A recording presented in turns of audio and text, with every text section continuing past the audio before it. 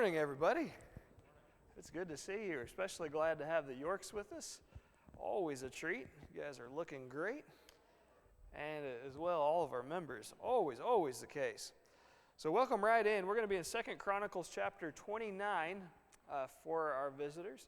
We are in the Kings and Kingdoms and the divided portion of Israel and Judah.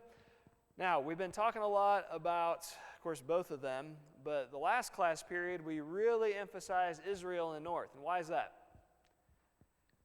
What happened? What happened with Israel last class period? To give you a hint, we're at 720-ish BC. Excellent. And I wish you were wrong, Justin, but you're right. Yeah, Israel, because of her sins, has been invaded by a neighbor up to the, northeast. She's come down to the southwest. Her name is Assyria and has led Israel captive. That's exactly correct. And now today we're going to switch back over to Judah. And at this point we're going to be sticking with Judah because Israel is no more. So it makes it a little easier to follow. Now over this last, say, about 100 years, we've had some real doozies of leaders both in the north as well as in the south. And the south, our most recent ruler, his name was Ahaz, which sounds a lot like Ahab, and that's no bueno. He was a bad one. So that's an easy way to remember it. Ahaz in the south, unfortunately, was like many years back. Ahaz in the north, he was a teetotal mess. And we'll be reviewing that a little bit today as we talk about his son. Now, his son, on the other hand, and we're going to get to spend several class periods on him. This is a breath of fresh air, his son. What's his name? Oh, and an incredible king. He was mostly. He is a human being. All right, David was a great king. Solomon overall was a great king. But they were human beings, and so they had some rough patches. Hopefully one day it could be said of us by those who follow, most of all by the Lord, "Well done, my good and faithful servant. Overall, you did a great job." You know, there were some rough patches through there. We're human beings, right? And so we're going to make mistakes, and these guys did too, including King Hezekiah. But we're going to be trying our very best in the south to maintain our independence because there's that pesky neighbor to the northeast that loves expanding territory. That's the Assyrian Empire. And there's going to be an attempt to expand territory also in the south. But we have this brave, seemingly fearless leader who's going to stand up for us and for God's people. So we are in 2 Chronicles chapter 29. In the first verse we're told Hezekiah became king when he was 25 years old. And he reigned 29 years in Jerusalem. His mother's name was Abijah, the daughter of Zechariah. I have a chart up on the screen that might be worth 1,000 words. Hopefully that's the case. But as we look at it, this might help to make some sense. You know, we've talked a number of times that if you put out all of the dates, they seem not to make sense through the Kings and the Chronicles. And the reason for that is a lot of times there are these co-regencies, these overlap of reigns. On many occasions, that's a son with a father, and the father's trying to groom along son so that he's fully ready to take over the reins. Well, that seems to be the case with Hezekiah and his father Ahaz. So Hezekiah was 25 when he comes to the throne, and he is a co-ruler with his father in 728 BC. Well, dad passes away, that's Ahaz. He dies in 715 BC. So they're co-regents together for about 14 years. And then after dad passes away, Hezekiah reigns for 29 years until 686 BC. So if that helps some with the chart, when you read that Hezekiah is 25 years old when he becomes king, he then co-reigns with dad for 14 years. And then the 29 years that he reigns in Jerusalem is in addition to that 14 years, or in other words, that's when he's a sovereign ruler through that span. So anyway, if that helps a little bit. Verse 2, what kind of a king is he? He did what was right in the sight of the Lord. Even in Judah, these are becoming fewer and far between. But how wonderful that finally we have a king who listens to God and wants to do what's right. Keep your spot right here and turn to 2 Kings 18. This is the parallel. And I know we've been in Kings mostly for this study. But I like this 3-chapter section we'll be devoting to Chronicles, 2 Chronicles. And then we'll end up going back to the Kings for a couple more of King Hezekiah's life before it's all said and done. But 2 Kings chapter 18, so returning to the book where we spend much more time, 2 Kings 18. Listen to what's stated about this guy, Hezekiah, in verses 5 through 7. He trusted in the Lord, the God of Israel, so that there was none like him among all the kings of Judah after him, nor among those who were before him. For he held fast to the Lord. He did not depart from following him, but kept the commandments that the Lord commanded Moses. And the Lord was with him. Wherever he went out, he prospered. I don't believe this is intended to be a blanket statement completely throughout his life, as much as when he first took over and many years then that followed. We'll see by the end, things aren't quite as good as what they were in the beginning. But when he starts out, he's as solid as a rock. Among the kings of the south, the kings of Judah, there was no other king like this guy. We're told that he trusted in the Lord with all of his heart, and therefore God is with him. He goes out with him wherever he goes, and he prospers in whatever he does. There's one other king of whom this remark is made. Any guesses who that was?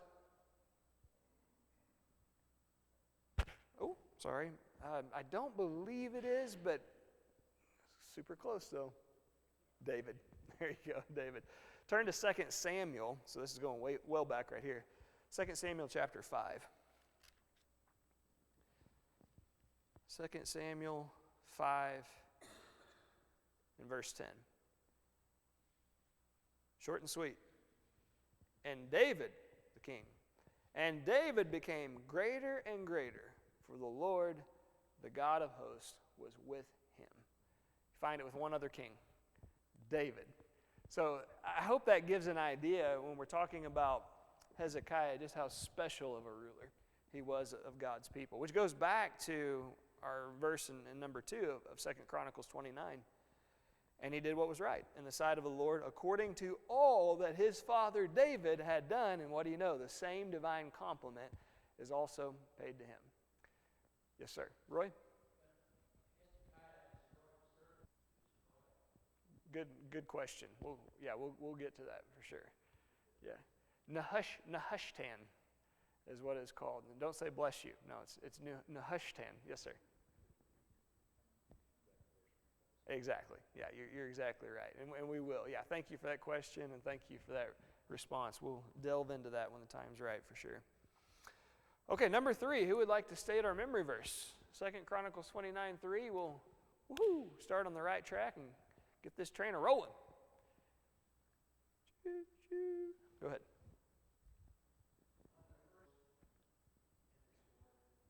Very good. So in the first year of his reign, in the first month, he opened the doors of the house of the Lord.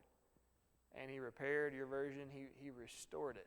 Okay, so time out. Let's back up here and figure out what in the world's going on. What do you mean he opens the doors of the house of God? I thought those were always open. What's been going on recently? They'd been shut. Good. He did. This is the terminology that's used biblically. Justin, he restored. And you're 100% right what you're saying. He restored true worship. Has something to do with history a little closer to our time also, doesn't it?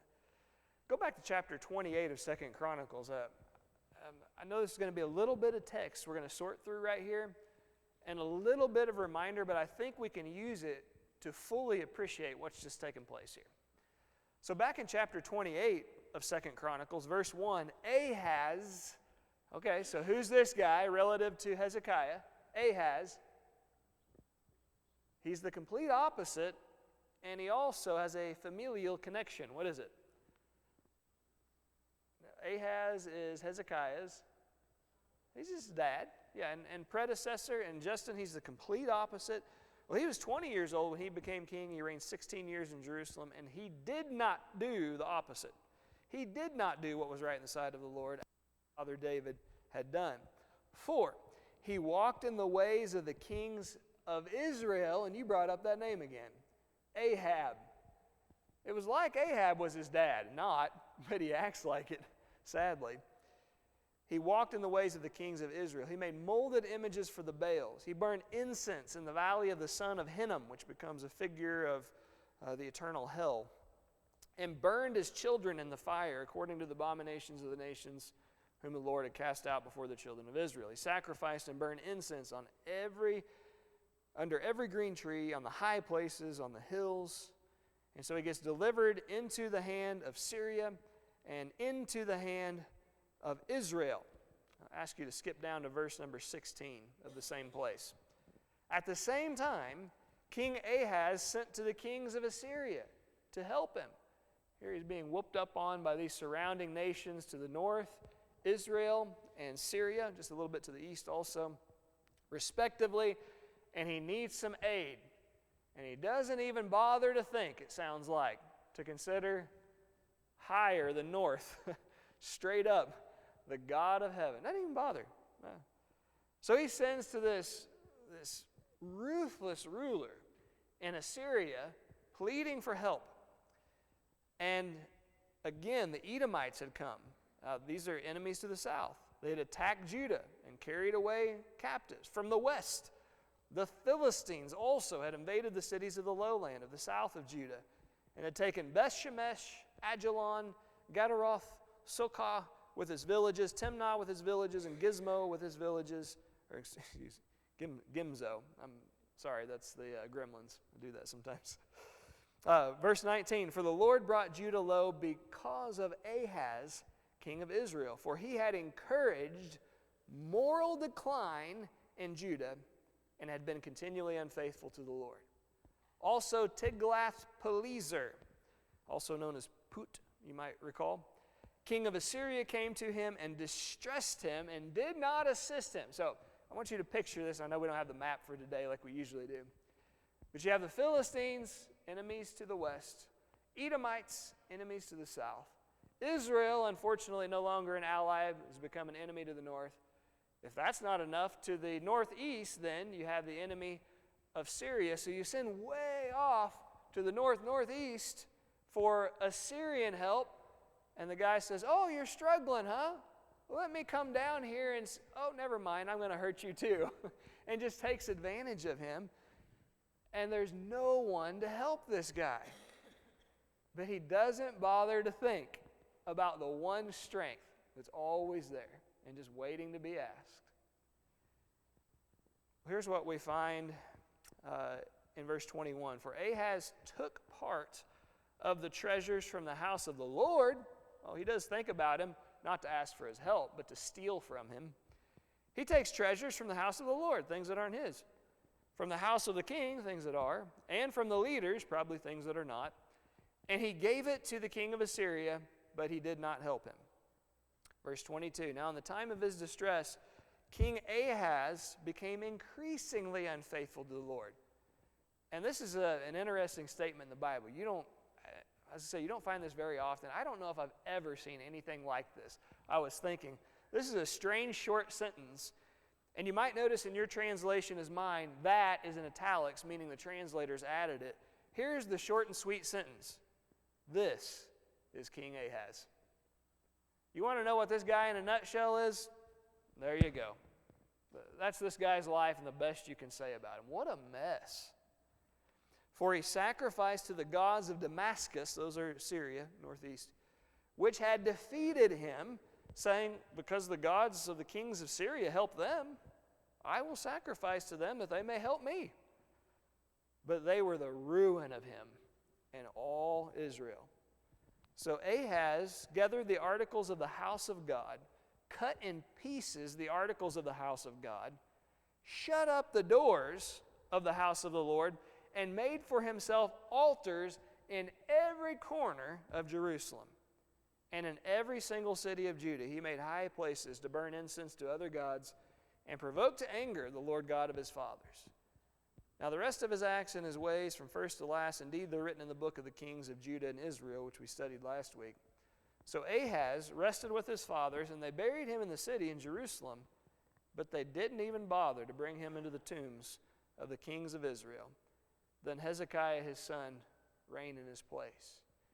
It would be similar to what we've been maybe viewing, or at least in the background hearing some, with former President Carter. And, for a week, 2 weeks, and, what typically takes place in a nation, pretty much regardless of what kind of ruler they are. But it would be like one of our former presidents dying, and there's not even a news headline from it. I mean, that would be sad, wouldn't it? And that's what takes place with this guy, just because he was so despised, and he was such a rotten ruler. So I know that's quite a bit of background reading, but let's go back to our text.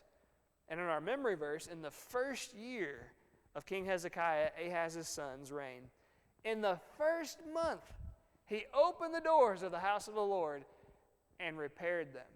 Listen, first of all, he's serious about showing proper respect to God. Number two, he's not waiting around to do something about it.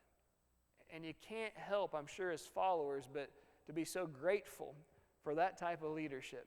First of all, here's what's right. Hasn't been done in a long time, but we're going to do it, number one. And number two, we're not waiting till tomorrow.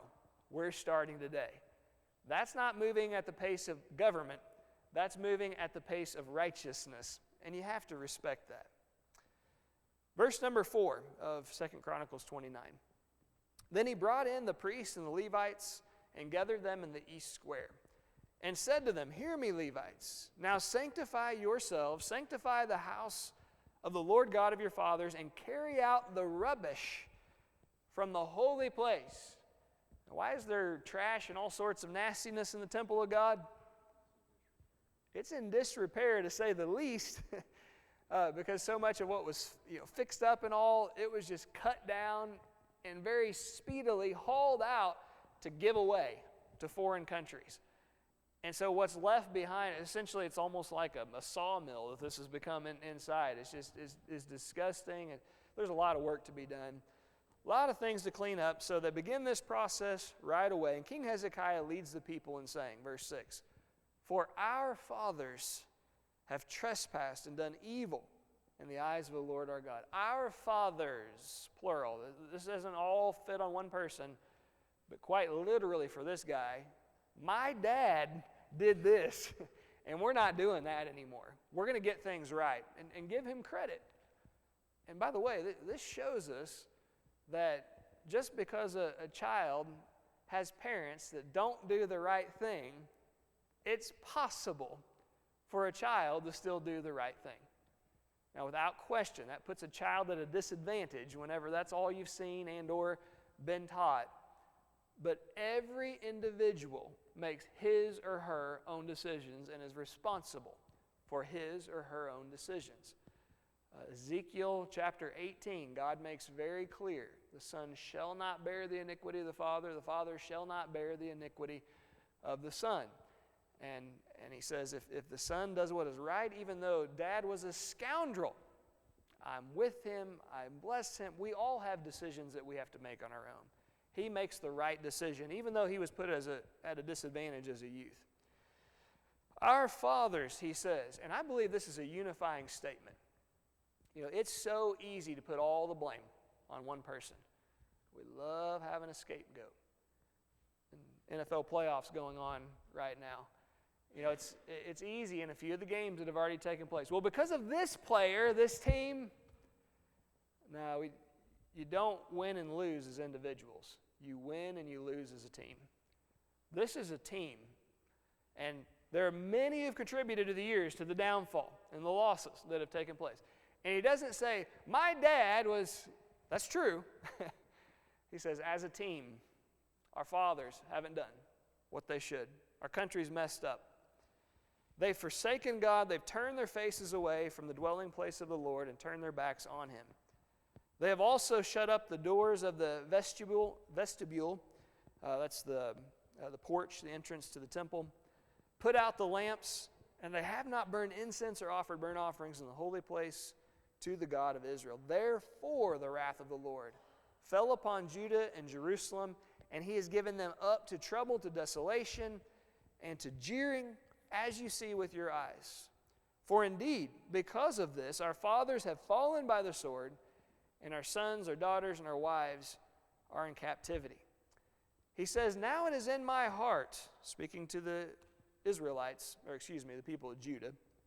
Now it is in my heart, he says, to make a covenant with the Lord God of Israel, that his fierce wrath may turn away from us. My sons, do not be negligent now, for the Lord has chosen you to stand before him to serve him, and that you should minister to him and burn incense. Then these Levites arose, Mahath, the son of Amasai, and Joel, the son of Azariah, of the sons of the Kohathites, of the sons of Merari, Kish, the son of Abdi, and Azariah, the son of Jehalalel, of the Gershonites. I just appreciate the Jehalalel. So it's just so much fun. I have to practice that one because anyway. Jehalalel sounds like a song. Joah, the son of Zimmah, and Eden, the son of Joah. Of the sons of Elizaphan, Shemri and Jael, of the sons of Asaph, Zechariah and Mattaniah, of the sons of Heman, Jehiel and Shemai, and of the sons of Jeduthun, Shemaiah and Uzziel. And they gathered their brethren, sanctified themselves, and went according to the commandment of the king, at the words of the Lord, to clean the house of the Lord, because it's very dirty from all of the deconstruction that has occurred. Then the priests went into the inner part of the house of the Lord to cleanse it, and brought out all the debris that they found in the temple of the Lord to the courts of the house of the Lord. And the Levites took it out and carried it to the brook Kidron. Now they began to sanctify on the first day of the first month. On the 8th day of the month, they came to the porch, the vestibule of the Lord. So they sanctified the house of the Lord in 8 days, and on the 16th day of the first month, they were finished. I wish we had pictures, don't you? I'm that kind of mind, but man, if we could see the complete mess this place was, broken boards and just shavings of wood and precious metals, and everything is in disrepair. And they get to work immediately, day one, and in 16 days, it's ready for business as usual. Now, I think this is a people that is ready to serve the Lord, and a huge part of this has to do with the incredible godly leadership that is at the helm in Hezekiah. Marty? So, let me think here. It's been a while. Yeah, I believe so. Off the top of your head, it's been a while since, because we've had this before, and I looked into it, the Ark of the Covenant, and where it is at this point. Marty asked about the Ark of the Covenant, if it's still there. I don't believe so. It's one of the captivities that we never hear of it again. And I want to say it might have been, I don't want to say, because I'd probably, thank you. But I'll have it for you next class period. Good question. But it's a fascinating study about the Ark of the Covenant and its travels and possibly where it ends up. If you've seen Indiana Jones, it may still be alive and well. Who knows? Go ahead.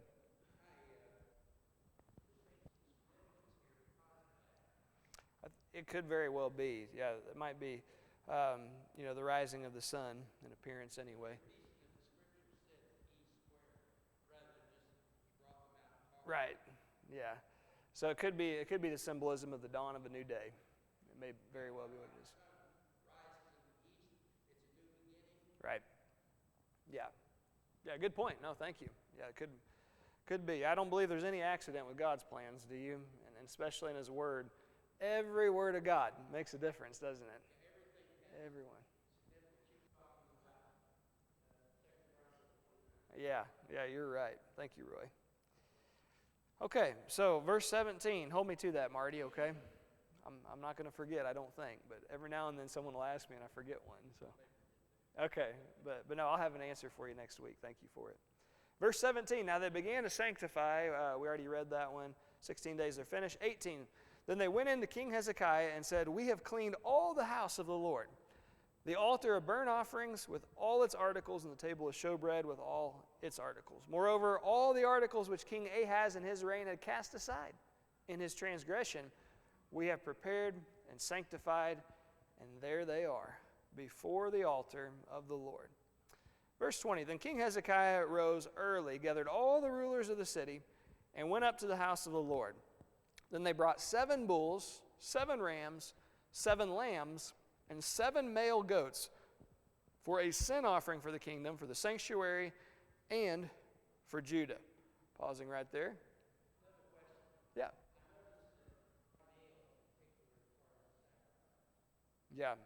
Yeah, that could be significant. I have no doubt that the 7s are significant. We know that. What is that? Number of perfection. And so it could be as a perfect sacrifice being offered, and or to make the people perfect. Okay, could be the concept behind. And notice how many sets of 7 there are. 4. Okay, 4 sets of 7. What's 4? Not power, it's earth. Good. So it's the earthly number, and which would make some sense. It's making perfect, or offering a perfect offering for those on earth, or those who are earthly. And so those who are on earth could be making them perfect. The concept also behind it, as Roy pointed out, a lot of male that's involved. What is it? The perfect offering that makes those on earth perfect. What kind of offering ends up being made? But a male offering for the kingdom, for the sanctuary, and for the nation of Judah. Then he commanded the priests, the sons of Aaron, to offer them on the altar of the Lord. So they killed the bulls, and the priests received the blood and sprinkled it on the altar. Of course, there's something that makes those on earth perfect, and it's the innocent sprinkled blood. They also killed the lambs and sprinkled the blood on the altar. Then they brought out the male goats for the sin offering before the king and the assembly, and they laid their hands on them, and the priests killed them, and they presented their blood on the altar as a sin offering to make an atonement for all Israel. For the king commanded that the burnt offering and the sin offering be made for all Israel. All right, now this is an interesting statement in 25. We'll spend a little bit of time on this. And he stationed the Levites in the house of the Lord with cymbals, with stringed instruments, and with harps, according to the commandment of David, of Gad, the king's seer, and of Nathan the prophet, for thus was the commandment of the Lord by his prophets. We're going to come back to verse 25 here in just a moment. So as Hezekiah is restoring true worship and everything that God intended it for it to be, we find this statement about this was the commandment of David. And we'll get to the part of the commandment of the Lord here in just a moment. So all of this is restoring as God wanted, as God intended all along. Notice in verse 26, the Levites stood with the instruments of David, and the priests with the trumpets. Then Hezekiah commanded them to offer the burnt offering on the altar, and when the burnt offering began, the song of the Lord also began with the trumpets and with the instruments of David, king of Israel. What I would like to do is pause. Keep your spot right here. And I want to look at several passages in tandem from the Old Testament together. So let's do that with one another. And I ask you first turn to Nehemiah chapter 12. Nehemiah, the 12th chapter. And if it's an aid, it's not too far from where we are. You have 2 Chronicles, Ezra, Nehemiah, Esther, Job. It's, 13 chapters? Yeah, 13 chapters. For me, I feel like it hides a little bit being decently sizable. But anyway, Nehemiah chapter 12. Let's read quickly these together. Verses 31 and 36. Nehemiah 12, 31 and 36. Then I brought the leaders of Judah up onto the wall and appointed 2 great choirs that gave thanks. One went to the south on the wall to the dung gate. Go down to verse 36. And his relatives, Shemaiah, Azarel, Milalai,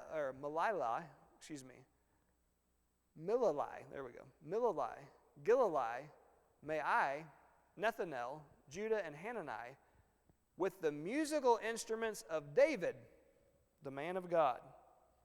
Okay, now turn to the book just previous, Ezra. This time the 3rd chapter, Ezra chapter 3, verse 10. Ezra 3:10. And when the builders laid the foundation of the temple of the Lord, this is the second one of Zerubbabel, the priests in their vestments came forward with trumpets, and the Levites, the sons of Asaph, with cymbals to praise the Lord according to the directions of David, king of Israel. Now I ask you to turn to 1 Chronicles, so we're getting closer to home now. 1 Chronicles chapter 15. We'll read verses 15 and 16. 1 Chronicles 15 and 16. And the Levites carried the ark of God on their shoulders with the poles. Notice this stipulation. As Moses had commanded according to the word of the Lord. How do you know what Moses is saying is right? Or what God wants? Because we're told Moses spoke this, but he did so according to the word of the Lord. Verse 16. David also commanded the chiefs of the Levites to appoint their brothers as the singers who should play loudly on musical instruments, on harps and lyres and cymbals, to raise sounds of joy. Or you might have in your translation, according to the commandment of the king, David. But what's never mentioned is, as the Lord had spoken to him, or as the Lord commanded him. And I go through all that to say this, it's fascinating. You follow that, and I've shown you just a smattering of it, that constantly you'll find that people gave this order according to the Lord's command, and then you always find, with the musical instruments that are accompanying singing in the Old Testament, as David the king commanded, and never according to the word of the Lord. Now, there does seem to be one exception to this. Going back to our text, 2 Chronicles 29, and what we just read in our text in verse 25. And he stationed the Levites in the house of the Lord with cymbals, with stringed instruments, with harps, according to the commandment of David, like we always find, of Gad the king's seer, and of Nathan the prophet. But then we find this qualifier. For thus was the commandment of the Lord by his prophets.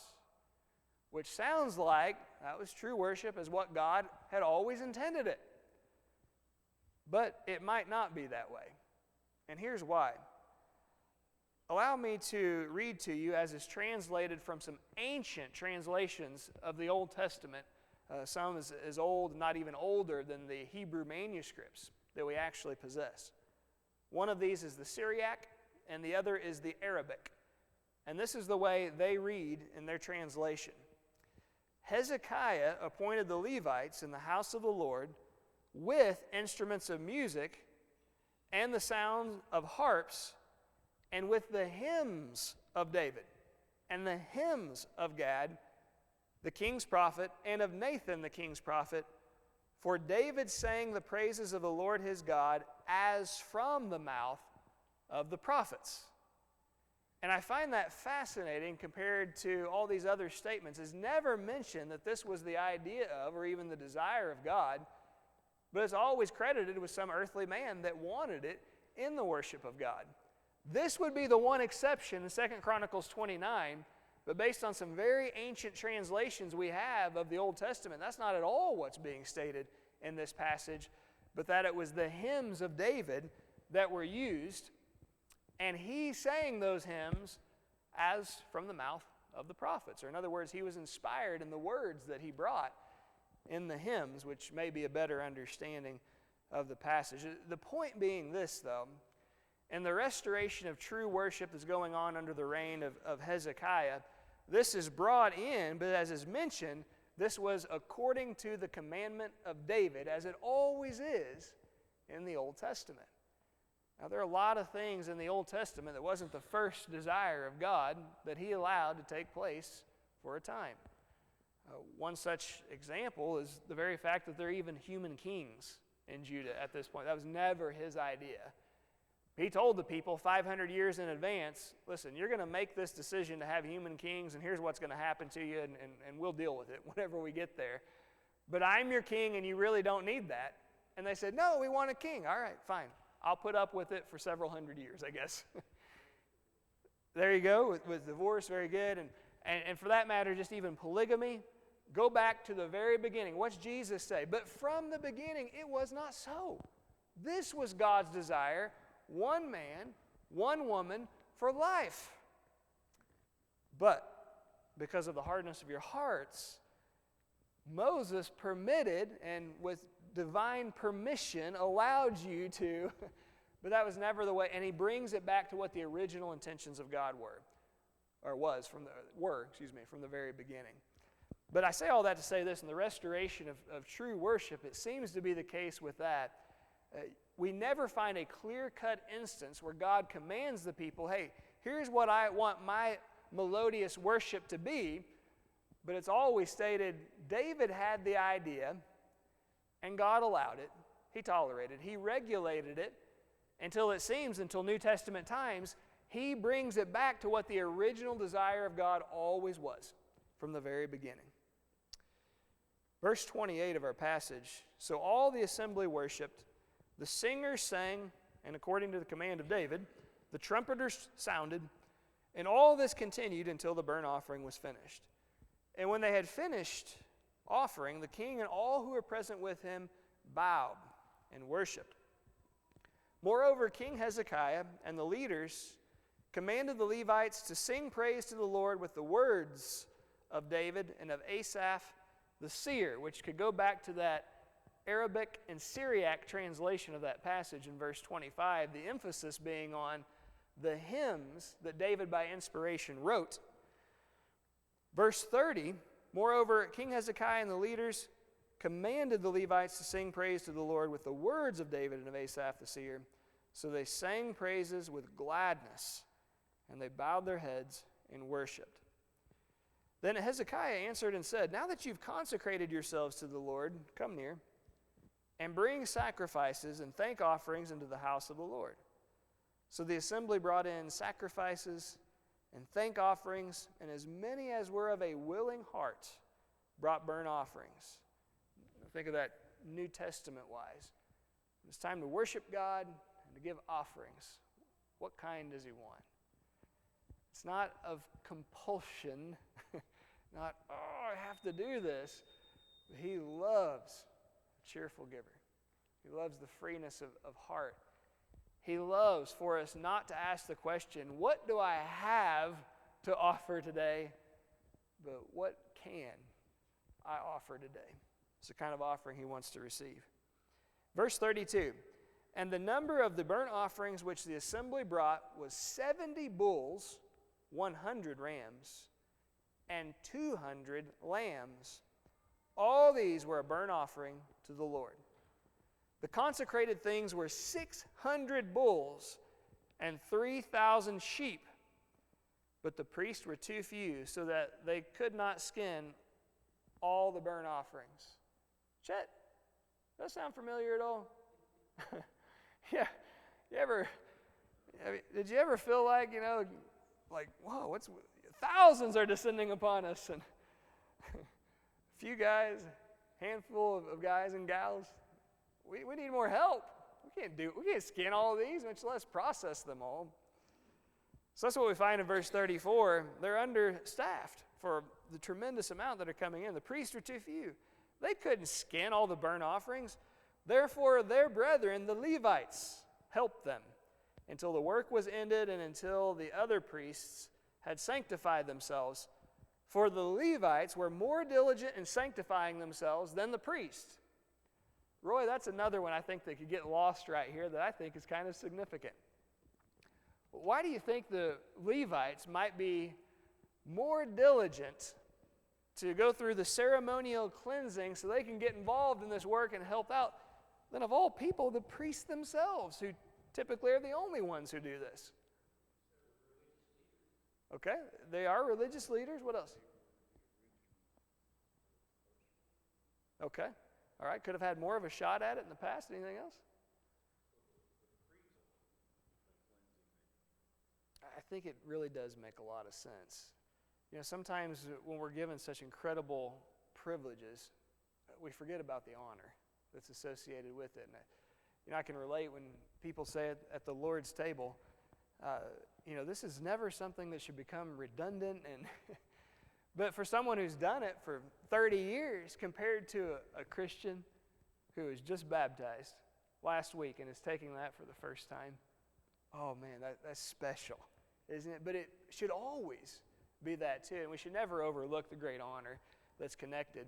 I think as a preacher should never, or any worship leader or servant of God of any kind, should get to the point of, I got to preach today, I got to do, that's not what it's about. It's like, you have the chance to share God's message of salvation. Are you kidding me?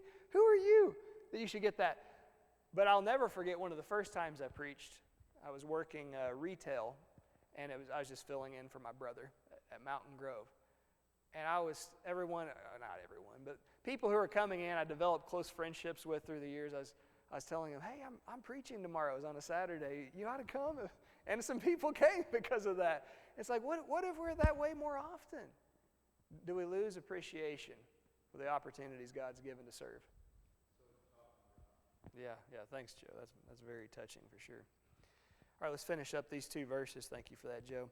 35, also the burnt offerings were in abundance, with the fat of the peace offerings, with the drink offerings for every burnt offering. So the service of the house of the Lord was set in order. Then Hezekiah and all the people rejoiced that God had prepared the people since the events took place so suddenly. That's through chapter 29. Hey, times of refreshment are at hand. Things are turning around in our land. Speaking of which, I appreciate this conversation, Joe, about the Lord's Supper and the blessings involved. Next week, the Old Testament Lord's Supper. It's the Passover feast, and Hezekiah is going to restore it, and there's going to be a feast like hasn't been enjoyed for a couple of 100 years. Speaking of which, verse 26, memory verse, that'll point that out to us. So verse 26, let's make sure we commit that to memory, and please read all of the chapter. Any other comments, though, of chapter 29? Yes, sir. Please do, Brian. Okay. Thank you for that. And I wanted to say it was Babylonian captivity, but I couldn't. I did remember the Philistine confiscation in earlier years, but it did return. So thank you for that, Brian. Appreciate that. So that's Babylonian captivity is still around at the moment. Yes, please, Karen.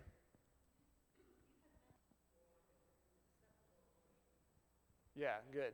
So in brevity, as far as the content, we're talking the lyrics themselves.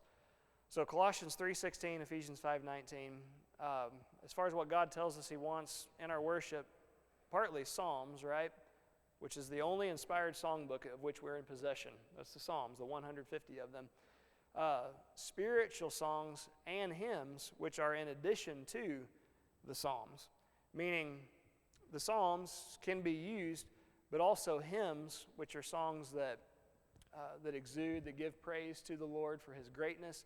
And then spiritual songs are ones that stir up our spirits to enhance our service to Him.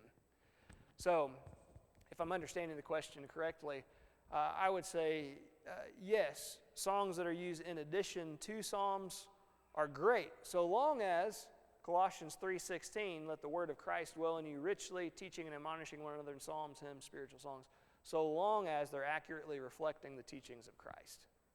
Is that? Yes, just me. You're welcome. Thank you for the question. Okay, appreciate all the comments. Looking forward to next time. 2 Chronicles 30.